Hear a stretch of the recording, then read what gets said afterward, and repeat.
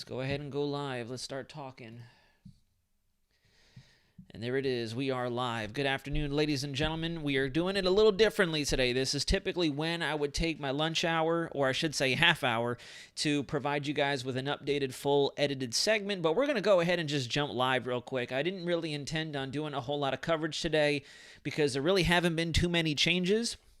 So we're just going to have a 20-some-odd, 30-minute conversation about what we have going on out there. We have all of our fresh afternoon model data to compare to and observe exactly what's happening. In fact, I want to pull up one last piece of the puzzle here, and we'll actually start there because it's very interesting what's happening that's already out there.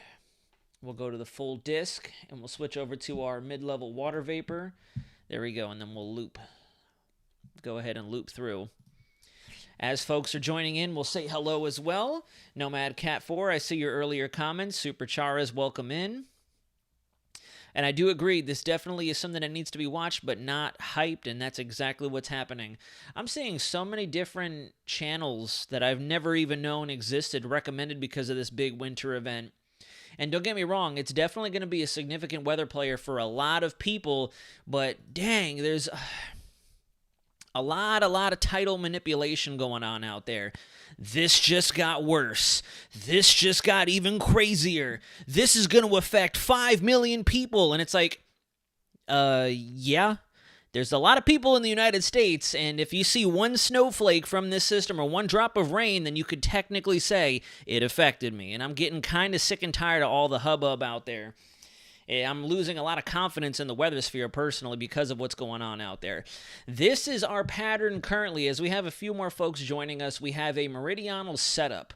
We have quite a bit of jet activity everywhere and a freight train of storm systems, which is exactly what we advertised about 3 to 5 days ago on this channel and on my TikTok specifically. I had mentioned the freight train was coming. And you can see here 1, 2, 3, 4, 5, and then 6 just off the chart here. This is going to be the big one, guys, by the way. This aggressive system moving in. It's on the satellite image right now. It's out there, and it's headed towards the west coast.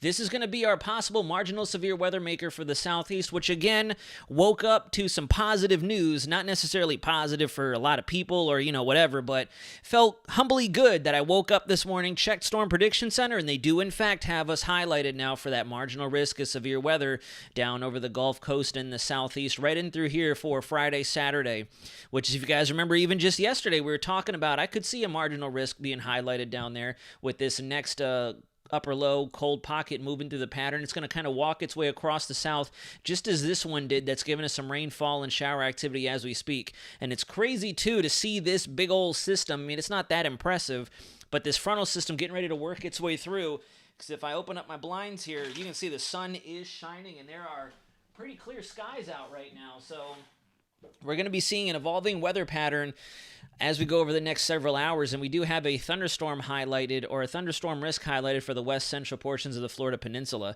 Dark Earth, welcome in. Sharon Jackson, hello there. Welcome. Thank you for joining us. You made it today. Now we got to see if we can get Carmen in here. We'll see if she's missed a couple live streams and a couple live segments. The big talk for this live stream, especially since this will be abbreviated for about the 20-25 minute time frame. We're going to talk snowfall up here and very briefly get into what I think could possibly be unfolding for the southeast, particularly the severe weather threat, the convective and tornado potential, and where it is we are likely going to be storm chasing.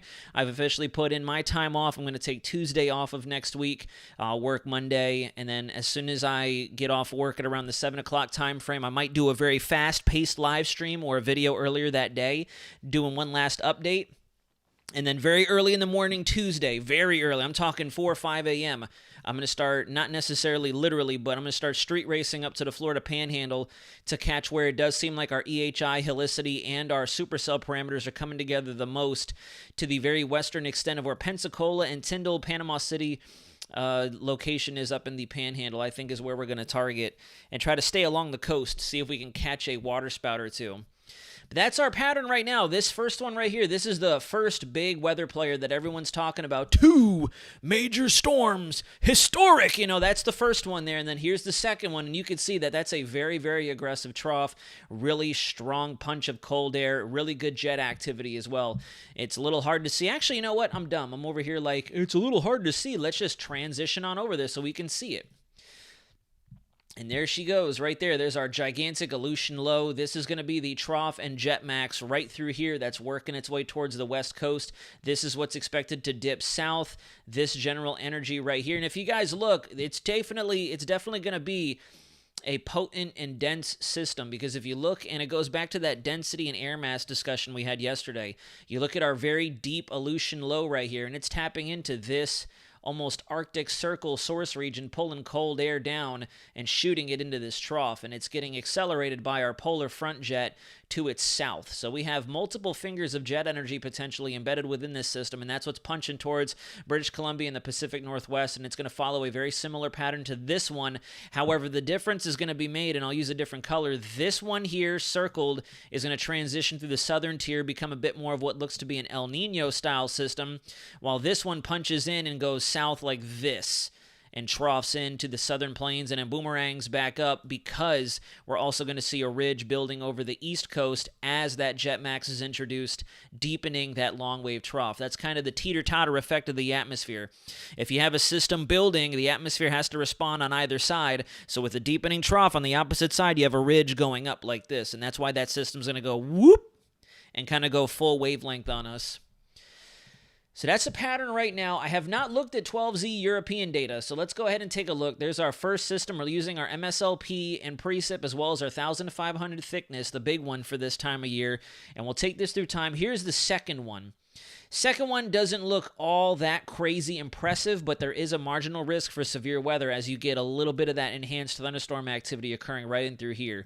And I definitely am in agreement with that marginal risk because we have the dynamics for it, albeit very small. They're very localized dynamics. We have good wind flow out of the south, good low-level jet also setting up. It's going to bring in some buoyancy. We have very, very good temperature discontinuity and dry air wrapping along the backside of it. So a very localized micro/mesoscale system that we got to watch for that could give us some pretty good thunder and lightning, maybe some elevated winds for the Gulf Coast states and into Florida.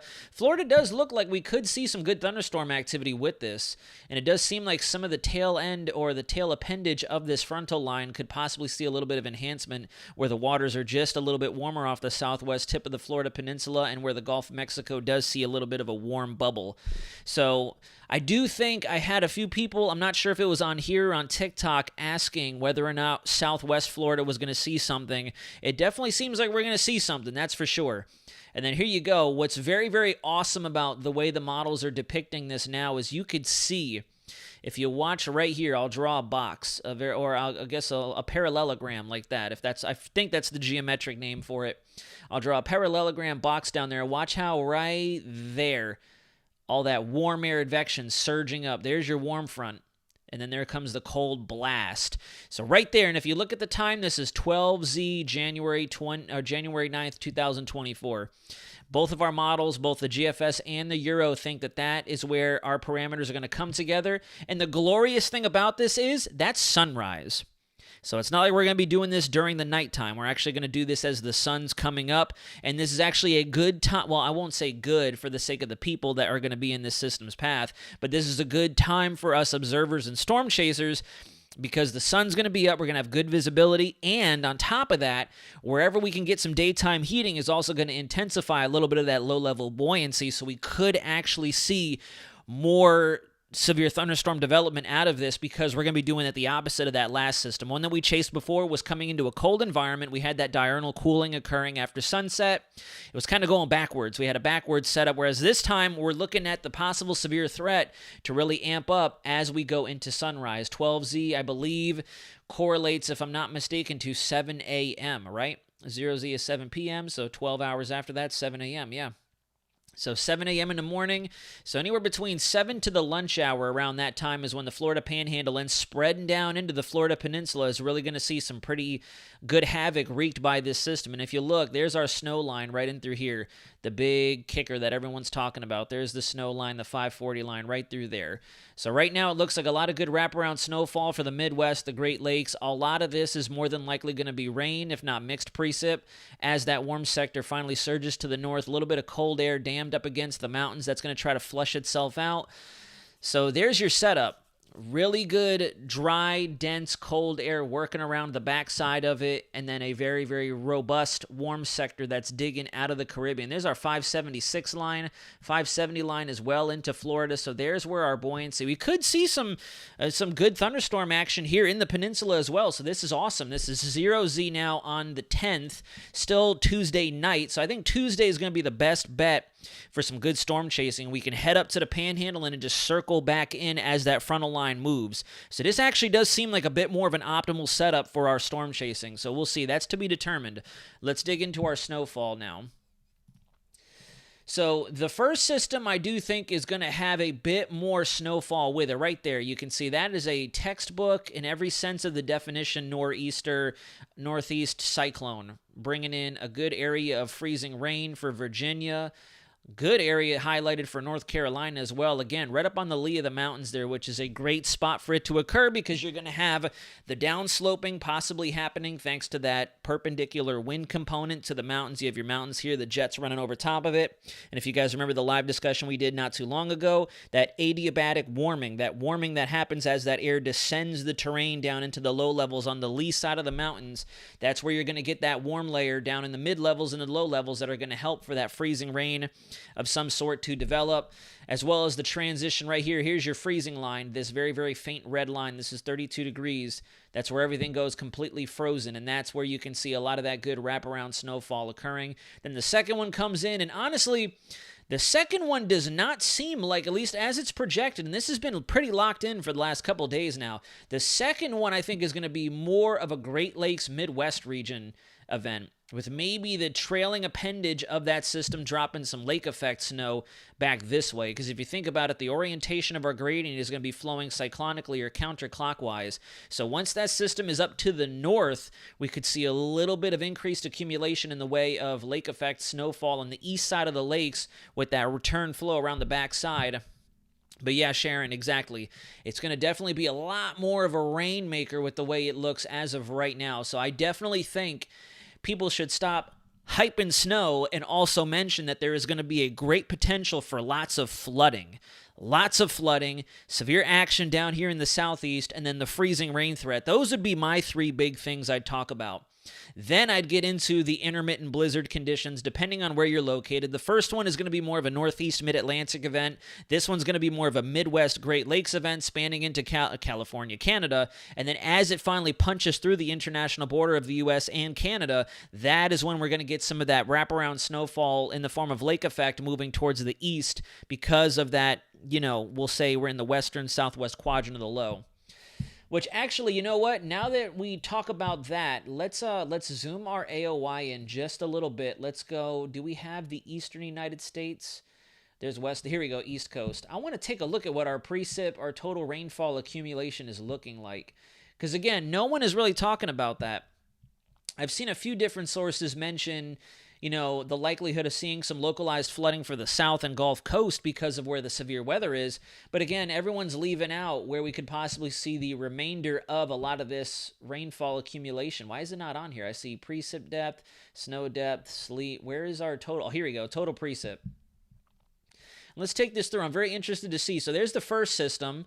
Possible localized flooding down along the Gulf coastline into the Florida Panhandle. And here's that next system. Oh yeah, look at that. Definitely a chance for flooding, especially down over the South and the Mid-Atlantic states. We're looking at values already getting up into the 7 to 8 inches percentile or threshold right in these little quadrants here. Let me change the color so you guys can see it. Right in through here. Down there, all of that is above 7 to 8 inches. And then the general takeaway or the key takeaway here is going to be all this here is going to be sitting between the 5 to 2.5 or 2.5 to 5 inch threshold, which could definitely bring in some flooding, especially if you see heavier rainfall in very embedded pockets of convective activity right along that frontal line. So yeah, big flood event, Floods for sure. I'll write that down for folks who are watching with their volume potentially off. Floods, definitely, especially down here starting off and then moving up the eastern coastline. And then this is where your snowfall is going to fall for that second event, eventually transitioning to lake effect once the low can posture itself up into Quebec, moving towards Newfoundland, Nova Scotia. That's when you'll see that cold air wrapping around and giving you some lake effect for Pennsylvania, New York. Michigan will probably see even more snowfall. Michigan's going to be a big one. Michigan could see some pretty decent accumulation for sure. We're just going to have to really watch closely on whether or not the track of this low deviates, because that's going to change a lot, as well as the intensity of the trough in the upper levels. That's going to help be the driving force for a lot of the snow. Here is our total snowfall. The first set, this is our Kuchera temperature profile. You can see that first storm does bring quite a bit of snowfall, mainly to the northeast. Don't worry too much about the fine lines drawn by the model, because there's definitely going to be some bleed over. I've been noticing a lot of folks are coming into these models and they're like, and then look at this line and look at that line and look at this. And it's like, you do realize the models are not that high res. The models are not going to be that cut and dry. So why are you guys looking at the smallest little variables and fine lines in these model data? Or in this model data. So there's the first one, mainly a northeast event, and then you can see this model actually does a great job of showing where a lot of the snow is going to hit with that second one. Second one is actually going to be a very good Canada snow event. So if I have anyone who's either watching now or in the future looking in from Canada, James Bay, Quebec, Ontario, Northern Great Lakes or Upper Great Lakes region, that's where a lot of the crazy snowfall is going to occur. And then it looks like the Euro is thinking we're going to get another system right there. Moving through the Rockies. Lots of snowfall accumulation out here. We're already getting up into the 48 to 52-inch threshold for the very, very upper terrain features of the Rocky Mountains. Really shouldn't affect too many people in the local scale or in the low-level terrain, but definitely lots and lots of snow for the Cascades, the Sierra Nevadas, the Northern and Central Rockies. Snake River Valley could see some really good snow accumulation along its outer rim, moving into the Four Corners area. The Mogollon Rim is going to see a great dusting. Where I used to be stationed, Tucson's going to see some snowfall. They're going to be capped off with the mountains up there. I noticed the Canadian model is also showing that same thing. The Canadian model has something else on the horizon. There's our second one right here. This is our marginal severe weather player down in the southeast. Looking pretty in line with the rest of what our models are thinking. So good consistency, run to run, model to model. Here comes the big kahuna right here. There's our major severe weather event. Also lining up really well with our other models. If you look, the timing is spot on. There's the front. There's where most of our severe weather activity could possibly be, 12Z, January 9th. So excellent timing and consistency between model platforms. And then check this out. As we move into Wednesday and then Thursday, there's another system that tries to break out. Very weak, supported solely by our polar front jet, bona fide polar system. There's our 528 line running straight through the center. So that's definitely an unstable wave supported by strictly the polar front jet. And then there comes the next one that's really going to give a lot of the Rocky Mountains really heavy snow accumulation. It looks like they could even get some snow down in Tucson again. Phoenix, Arizona will definitely see snowfall, not in the city potentially, but definitely along the higher terrain mountains around that area. I remember driving the I-10, and they have a lot of mountains that will get capped off very easily by these snow systems that come through, especially if the freezing level is low enough, which it definitely does seem like it's going to be the case. And already you can see this could maybe, if this does hold out, this is January 13th, so now we're once again wandering to model La La Land, but if this does hold out, big old high pressure over the Midwest, already starting to amp up our return flow, so a possible another severe weather event for the Southeast, heavy snow possibly for the Midwest, Great Lakes, and Northeast. So there you have it. That's, I don't know where a lot of folks are getting these snow totals, and I will get into that right now and start to digest that a little bit. And in fact, we'll get a bit of a closer look. We'll zoom in some to the Northeast, and we'll start looking at, we'll go back to the European model. It's not all the way in yet. We'll go to the GFS then.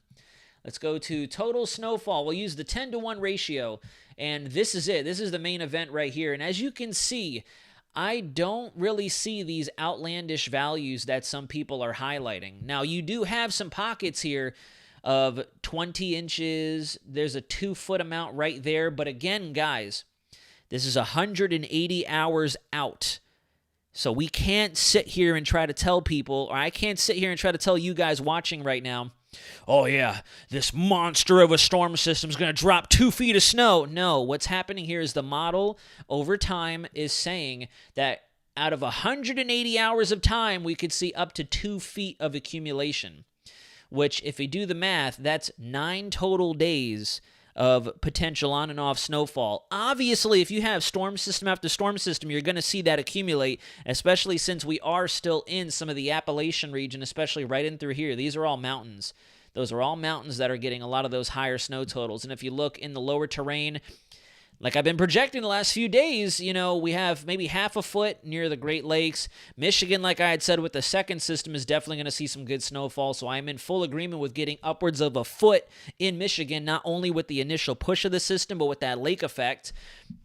And then a lot of the higher terrain mountains, the rolling hills, anything that's above ground level is where you're going to see very, very heavy accumulation. And yeah, we do have folks that live up in those regions, but the general populace are going to be in the lower lying areas around these higher terrain features. So, I don't see, maybe I'm wrong. I could be wrong. I'm not the best. I'm not perfect, but I don't see this historical monster bomb, blah, blah, hype sensationalist terminology for this. Are we going to see some good snow? Absolutely. Are we going to see blizzard conditions? Most definitely. I've even seen some people out there mentioning that if I'm only going to get 3 to 4 inches of snow in my area, how is that considered a blizzard? Well, technically, to get a blizzard, all you need are strong winds and snow occurring. That's it. That's a blizzard. That's the classification for a blizzard. That's when you issue the blizzard warning and the blizzard storm warnings that you see from National Weather Service. I believe the criteria in Air Force weather was either 28 or 30 some odd knots with snow occurring, moderate or greater snow intensity occurring. That would be considered a blizzard. It has nothing to do with accumulation. It's just a matter of winds and snowfall occurring at the same time. That is what constitutes a blizzard. So you don't really need to worry about accumulation. You could have 2 inches of snow with 30, 40 mile an hour winds. That's still considered a blizzard because of the high wind blowing. So this is what we're looking at for the 10-to-1 ratio. I'm going to switch over to, let me see, let's go over to the model viewer here on weathermodels.com. Let's go to Kuchera, and I'm running out of time. I have about 9 more minutes left before I got to clock back into work, and then I will talk to you guys again potentially tomorrow. Where is my northeast? There we go. So depending on where you are, sometimes Kuchera, the finite variables that go into this model, are a little bit more accurate than the 10-to-1. 10-to-1 doesn't actually take into account certain variables like your snow or your frozen to liquid ratio in the air. It's all just a matter of, how much snowfall you could see based on freezing temperatures and moisture. This actually is a finite ratio of different variables that are intricate with falling snow. And as you can see, with the Kuchera method, we are seeing lesser values. We're still seeing a lot of snowfall, don't get me wrong. This whole area here is going to be upwards of a foot. But then down near Pennsylvania, moving towards, what is this? There's Michigan. Where's Virginia down here? We got Maryland, Delaware here. The New York State area, Massachusetts. Going further up towards Rhode Island, Maine, Vermont, that's where we're going to see a lot of our snowfall with the first system. And I think the first system's definitely going to be a bit more punchy with our snowfall in a smaller scale area. Metallica, that's not a bad idea. I really should do an upload because, there's definitely a lot. There's some. I'm going to say we should issue the warning for severe clickbait out there. Severe clickbait warning. There's definitely a 4 out of 5 threshold monitoring right now because, people are not reading these models right. People are not interpolating or communicating the models right, and I'm really getting sick. And we have a decent amount of people watching right now, and I'm going to go on a little bit of a tirade. I'm getting sick and tired of seeing got worse, dangerous, and, affect millions. Like, no poop. I'm going to, for lack of a better term, no poop. It's going to affect millions of people. We got billions of people in the United States. If a thunderstorm hits, technically a thunderstorm is going to impact thousands of people because we're densely packed like sardines in some of these local urbanized areas. So stop hyping everyone up. Stop fear-mongering. It's going to be bad, but we need to communicate realistic information here. And with the first system, we could see anywhere between a foot to a foot and a half maybe of snow in a very localized region within the Northeast. With the second system, we'll take it a little further in time. There you go. Very little additional accumulation for the Northeast. A lot of the substantial accumulation is going to be over the United States border into Canada. And if you look even here with using the Kuchera method was actually developed by an Air Force meteorologist quite a ways back in time. There's a little bit more viable information and data plugged into it. And you could see, again, with this total accumulation, 190, we'll go 200 hours into the future. Max expected values could be approaching the 2-foot threshold in very, very isolated spots right there. Otherwise, I don't see anything above a foot for the majority of our folks in the Midwest, Great Lakes, up into Canada. Heck yeah, where the terrain continues to go up, we're going to see more snowfall. But yeah, I'm seeing a lot of folks out there communicating, I'm going to take the model all the way out. Whoa, would you look at that? We're seeing values into 37 inches for this event. And it's like, no. That's not what's happening here. The model is 240 hours out. So over the time frame, 240 hours. How many days is that? That's about 2 weeks-ish, maybe about 10 to 12 days into the future. In a span of 10 to 12 days, we could see 2 feet of snow with each different system that's coming through. But each individual system is only going to drop so much. And, it's kind of sad to say that a lot of folks are only taking advantage of the extra population and the extra traffic on YouTube right now with this system getting ready to come in and inflating their stats and their numbers. It's not going to be anything catastrophic. We're definitely going to have blizzard conditions. We're going to have power outages. Do I recommend making preparations to stay indoors, making sure that you have things that will not be perishable? Absolutely, yes. Should we treat this kind of like an incoming tropical system in terms of preparation? I do think so, yes, but shoot, some people are blowing this out of the water with these monster and historic and record-breaking. No, this is just winter now shifting into full gear because we're into 2024. It's January, and then February, it tends to get even worse. So we're only in the start of it. And if we continue to inflate our numbers, we're going to lose sight of a lot of the big picture here going forward. So, preliminary forecast, it looks like the general takeaway with both systems, you're going to see anywhere between 6 to 8 inches of snow anywhere in the northeast quadrant of the U.S., and then we're really going to have to watch that second system, the bigger system, where it tracks specifically, because that's going to determine where our rain-snow line sets itself up, and if we're going to get even more lake effect on the backside of it. Looks like very light for D.C. through New York City. Boston may get some snow, don't blizzard. For their area, not necessarily, no. They're definitely going to have lots of blizzard conditions closer to that center of circulation as soon as you cross that 540 line or the freezing line, that's for sure. I think it is 40-mile-per-hour wind and visibility has to be near none also. That's true, Travis. Great call out. It is true. You need visibility as well. Visibility also needs to drop to be considered a blizzard. So again, not accumulation. It needs to be, I think you're right, 40 miles an hour in terms of wind speeds while snow is occurring, but a denser snowfall to reduce visibility. That would be considered blizzard conditions. Good call out. Thank you for that, Travis.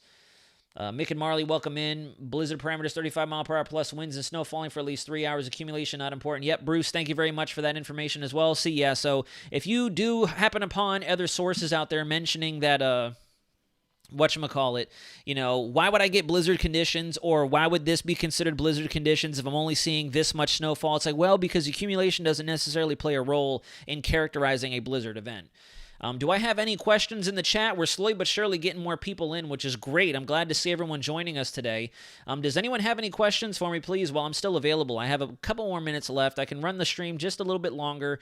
I don't want to get in trouble with work or anything like that, but I'm happy to answer questions. That's what I'm here for. Where is the snow? Climate, blah, blah, blah. Yeah, PM, that's funny. I agree. But there you have it, guys. And going back to the possible severe weather threat, I think down in the southeast, we're going to go ahead and try to stay along the coastline for our potential next week chase. For those of you just joining, I've taken Tuesday off of next week, and it looks like we're finally going to have, at least for our area in Florida, the panhandle of Florida, we're going to have a daytime possible severe event, which is good. It looks like 12 Zulu across all of our models. The timing is very, very on point between Canadian, Euro, and GFS. I haven't really looked at the icon. Let's go to the icon real quick, see how that's verifying. So the icon's a little slow. The icon is thinking we won't have that very aggressive squall line, possible straight line wind event into the panhandle of Florida until late afternoon, early evening time. This is 7 p.m. on Wednesday, so we'll have to see, but dang. Even the icon is thinking 983 millibar low moving through the Mississippi Valley with a very, very good squall line moving through. Great temperature discontinuity. There's our 532 line right there. 540 line is right here. And then here's our 570 line right there. So extreme temperature discontinuity. So yeah, this could definitely be a very good severe weather event. Strong winds, not only at ground level, but just above the surface, helping to ramp up our shear potential momentum transfer along the leading edge and back side of that front once that cold air can really mix in down to the low levels. Metallica, have a great rest of your day. Thank you very much for tuning in. Is this an early morning event? Iguana, for which area? Are we talking still southeast, or are we talking for the snowfall in northeast? Early morning event, yes. It'll probably be an overnight event for parts of Texas, Louisiana, Mississippi, and then as the sun is coming up in the Florida Panhandle area, or I should say, as the sun is coming up, that's when we'll start to see, for all intents and purposes, we'll go ahead and use the hype terminology, all hell will break loose in the Panhandle and into parts of Georgia, Alabama. I do think this is going to be a very, very good area for severe thunderstorms. There's definitely a lot of warm air advection. Great warm air advection occurring right in through there. And then here's our frontal line, and just how dense of a cold pool we have on the back side of it. That alone is going to pack such a punch. It's going to lift that warm air up immediately. It's going to act like a rake and push that warm air up into the atmosphere, and that's when you're going to get the condensation of those storms. Updrafts are going to be very ferocious as they're lifted up. Mechanical lift in this case, not necessarily just daytime convective lift. And I do believe if I switch over to the GFS for now, and I do anticipate more fluctuations, there's been a lot of fluctuations in this. Our ML Cape is starting to look very impressive down there. Yeah, look at that. Wow. Yeah, ML Cape is looking pretty good. Florida Panhandle closer to Pensacola is trying to get up to 2,000 joules per kilogram with very, very good shear component in the mid to upper levels of the atmosphere. Once again, just like we saw with the last situation, we have that clockwise turning as you ascend to the atmosphere. You start here and then come up. So, yes, PM, actually, you joined a little late, but that's exactly what I was talking about, too. There's not a whole lot of people discussing the possibility of seeing some very good flooding for the southeast into the mid-Atlantic region, but Sharon had also mentioned it as well. Lots of rainfall, and I am definitely on board with that. We need to start monitoring for a flood potential. The average rain rate does seem to be anywhere to the point of we could see 3 to 4 inches for most of the region, if not approaching 5 to 6, with localized instances in your heavier thunderstorms, heavier rainfall bouts, trying to get past the half-foot threshold. So that's definitely going to help to bring in some flooding, especially for the southeast and into the Carolinas, Virginia, possibly into Tennessee and Kentucky as well, where they don't need any more severe weather after that tornado outbreak a few weeks back. It definitely looks like it's going to be very sporty in Texas, Louisiana. Like, look at this. We got ML Cape values all the way past 3,000 joules per kilogram with a hell of a lot of shear out there. So if I were if I were Storm Prediction Center, I would definitely put a potential hatched region down in through here and increase the elevated threat for severe further to the east. This is probably going to be ground zero. We could see a little bit of an elevated risk as we move into the Panhandle. It's really going to come down to what a lot of our higher res models look like closer to game time. Dew points, I think, are pretty impressive as well. Let me go to them right now. Let's go. Where are dew points at? I always seem to lose them on this model product or on, there we go. So yeah, look at that. Very good dew points. Getting close to the 70-degree Fahrenheit, not only through the peninsula, but all the way up into Alabama, Georgia, South Carolina. There's your warm front. This is a great tool right here. You can see where that front is. There's the cold front. Here's your warm front right in through there. So this is going to be where your most unstable air is. Here's your dense punch of cold air. And look at that gradient.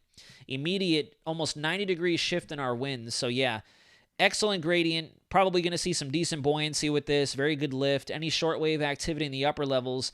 And then there's your Theta E ridge. That's the terminology I was looking for the other day. The Theta E ridge, or the thickness ribbon. Right in through here. There's your occluded front.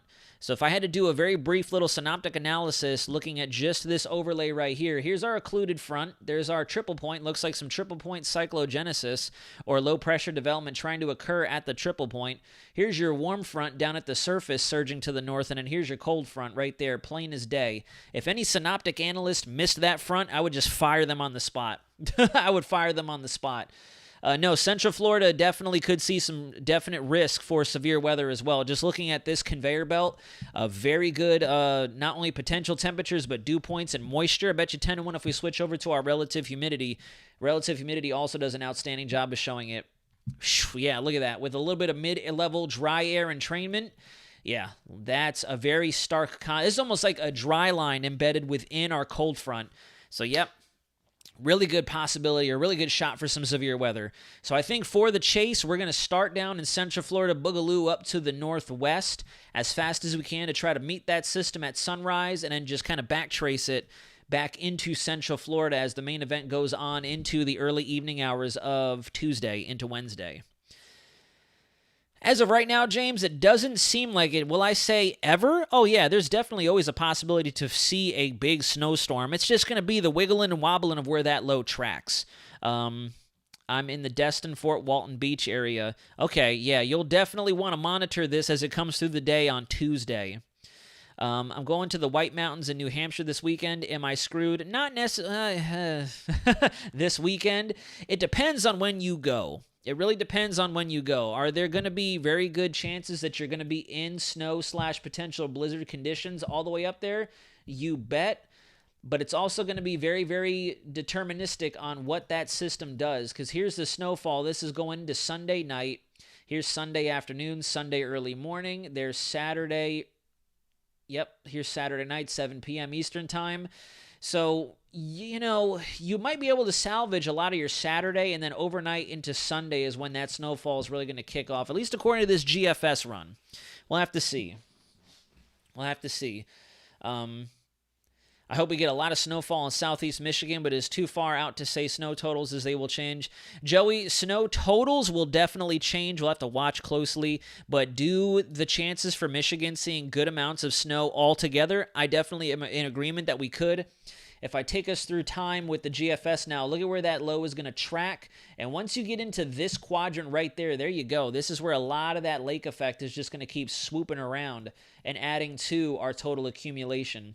So it's not necessarily with this second, more monstrous system that we're going to see a push of cold air and snow. It's also going to be on the backside of it. This is going to be a huge pressure gradient, a huge amount of cyclonically turning wind. So that gradient and that cold air is going to continue to funnel over those Great Lakes for an extended period of time, and that could help to bring up the accumulation. Even though the model kind of washes it out, I wouldn't be surprised if we see some lingering tails of lake effect snow occurring for the Michigan Peninsula.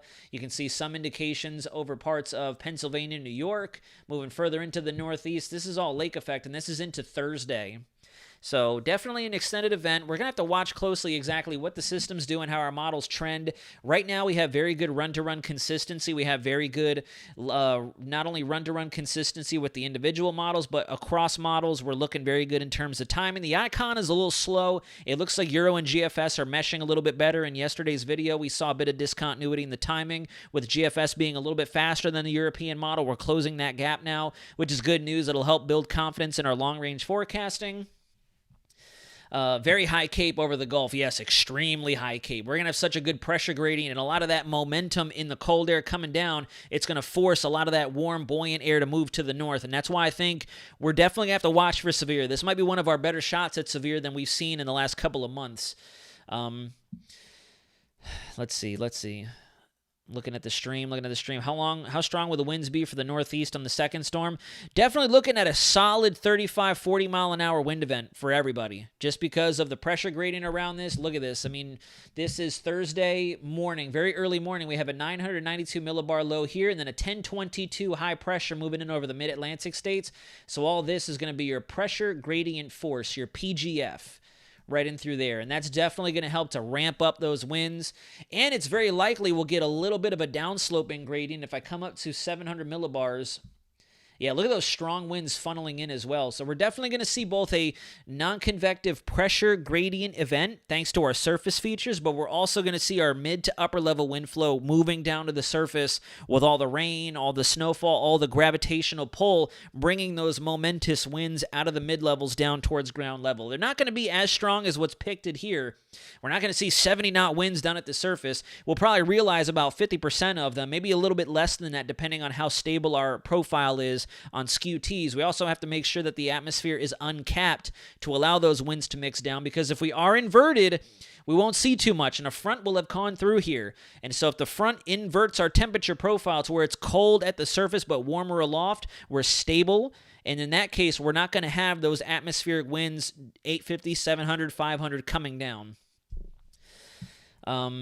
Streaming Friday night? Yes, I'll be streaming Friday night. We'll be talking preliminary storm chase and all that. Thanks for the stream. Great content. Travis, you're very welcome. Thank you very much for tuning in and for the little tidbits on the Blizzard information.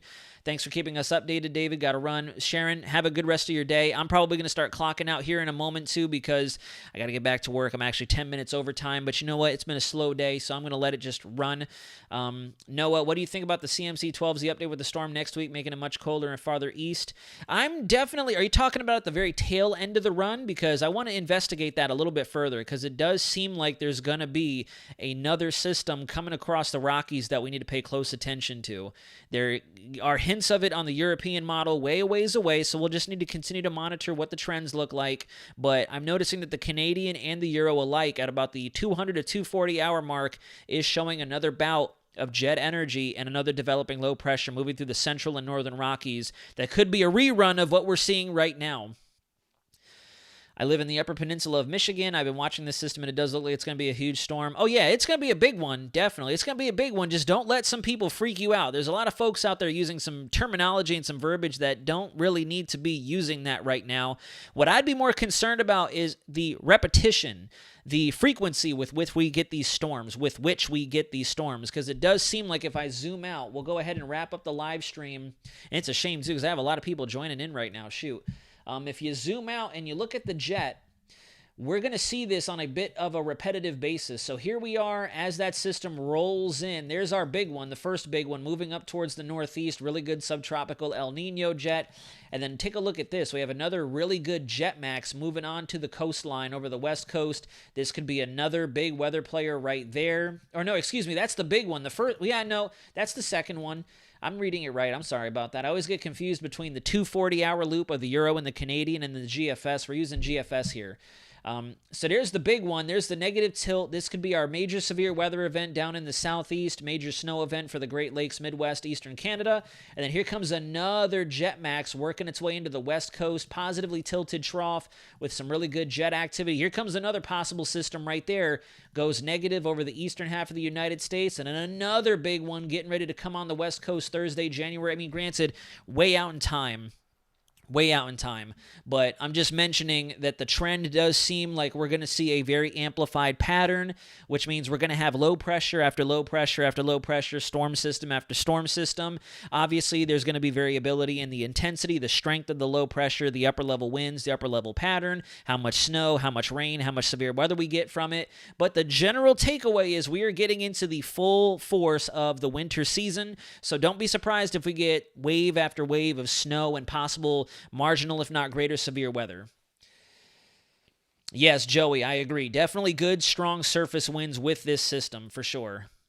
There's going to be a lot of winds even for the southeast as well. Southeast is going to be right along the nose of that punch of cold air. That's going to really ramp up our surface winds, especially if you live along the coastline. That southerly fetch of warm air is just going to be like a blow dryer, just blowing. I wouldn't be surprised if you stand along the coastline and when we go out there for the chase, if we don't feel that onshore flow just buffeting us with warm air, humid air, you could probably feel the instability in the air when you get out there.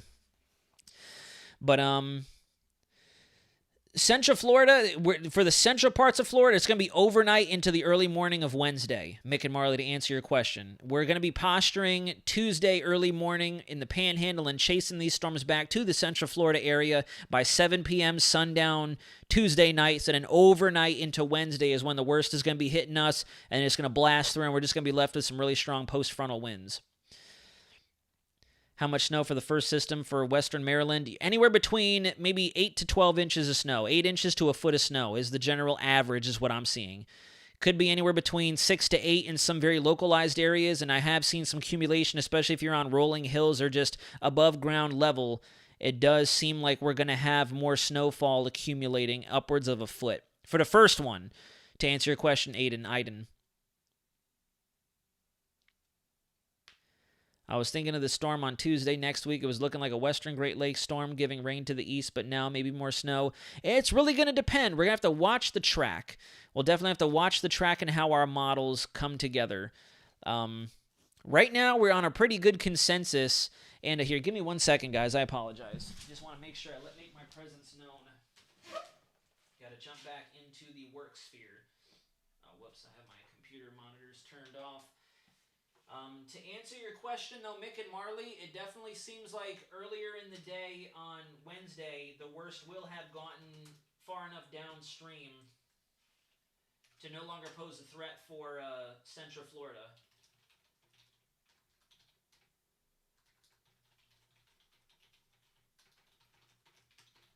Get out of the way.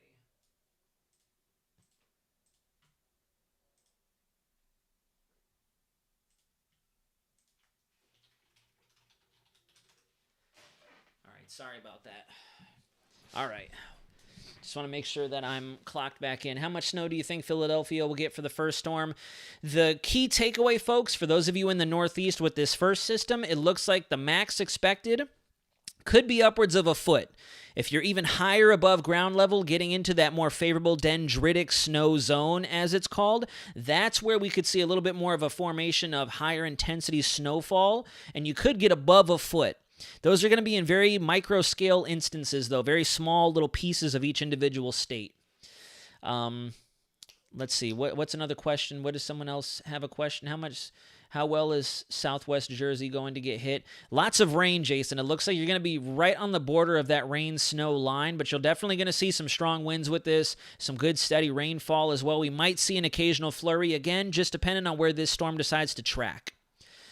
Are we still in the Omega Block pattern? Not right now, no Omega Block. We have things flowing through. We could possibly get into an Omega Block depending on how much this system amplifies our pattern, but right now, no. We just have some very good long wave troughs moving through.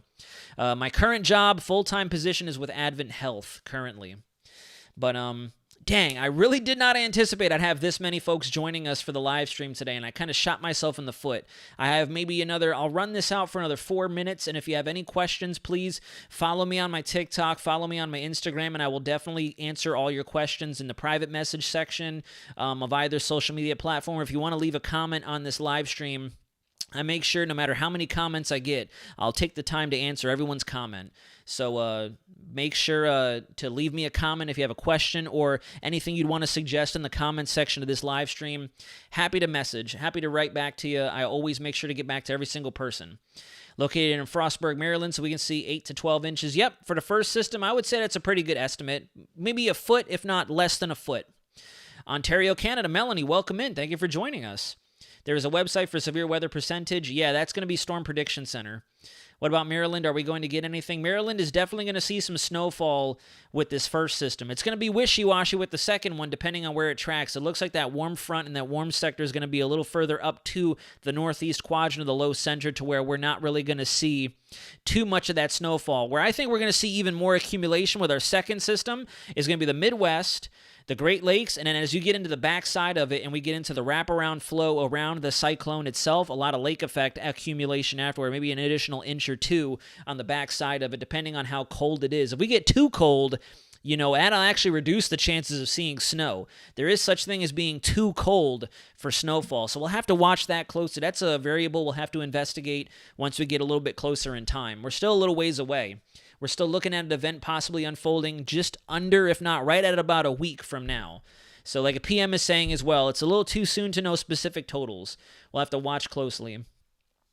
What's the chances for snow in the Newport, Rhode Island? Yes, if everybody's in this chat, hit that like button so we can get this information out to folks. No hype, no sensationalism, not trying to panic people, not trying to fluff my numbers. I'm just trying to communicate as accurate and representative information to everybody as possible because there's so many different recommended pages and sources out there for this information and this event that's going to be unfolding, and it's crazy all the differences in information that I'm getting. 4 to 5 feet of snow, 60, 70 inches of snow, freezing rain, hurricane force winds. Some of them are not very outlandish, but at the same time, there's a lot of, stuff that's being misconstrued and miscommunicated. And I think the three main threats we want to pay attention to is going to be the severe weather down in the southeast. for sure, the flood threat as this system transitions up the East Coast, and then we can worry about what kind of blizzard conditions we'll see. We got to prioritize, and this system's going to come through the central and south first, and then you guys are going to get the snow in the northeast. So my priorities are the severe weather potential for our Gulf Coast states, Florida, the Mid-Atlantic region, the Carolinas, Georgia, etc. And then as we continue to move up to the north, we might have some cold air dammed against the Appalachians. That's going to help with our sleet, our ice storm potential. Freezing rain is very dangerous. And then we're definitely going to be seeing lots of power outages. Power outages, no school. I would not recommend you drive into work during this event, whether you're in the southeast or in the northeast. With the thunderstorm threat, you definitely want to stay in place for that. You don't want to mess with it. For the snow events, both of them, not only for this weekend, but then into the next week, we definitely want to stay hunkered in place. Make sure that you have, battery-powered things ready to rock and roll. You have plenty of fuel in your vehicles just in case. You definitely have your snow shovels, your snow gear available to you. If you have any way to receive weather watches, warnings, or advisories outside of just your mobile device because you may lose cell service, we also want to make sure we have those handy as well. From what I see, Texas is not going to get too much snow, at least not right now. Is Florida getting on the west coast of Florida, are we going to get rain? Yes. Dawn, yep, definitely Florida's going to see some rain. With all three systems, we could see some overnight thunderstorms moving through western and central Florida with our first weak low pressure. Second system is definitely going to be, second system is going to be a bit more robust, marginal threat for severe, and then the last one is going to definitely bring us another shot of good rainfall for the Panhandle and into central Florida in way of maybe a squall-looking feature along that frontal line.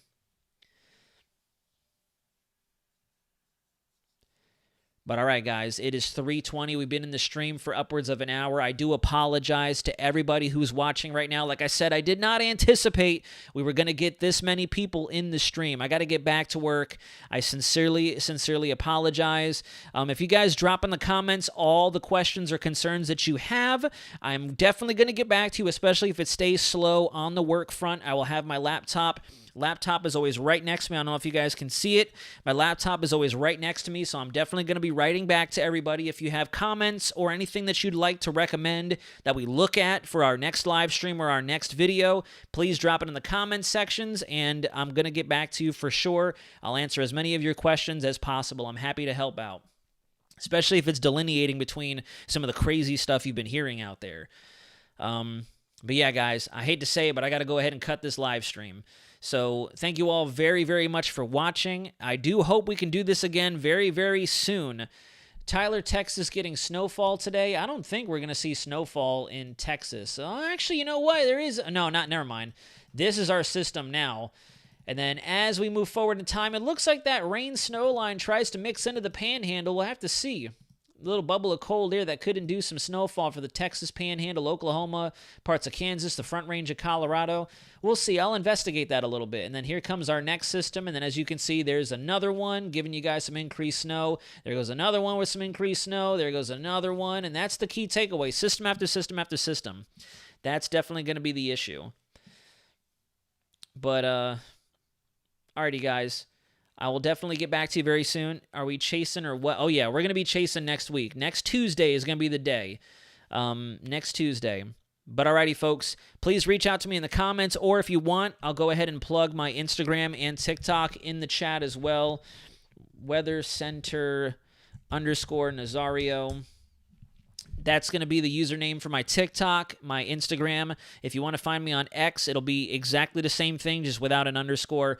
Please reach out if you have questions or concerns. Happy to help out, but we'll definitely talk to you guys very soon. I got to get back. I do apologize. We'll see you soon, all right? This is Weather Center Nazario, signing out.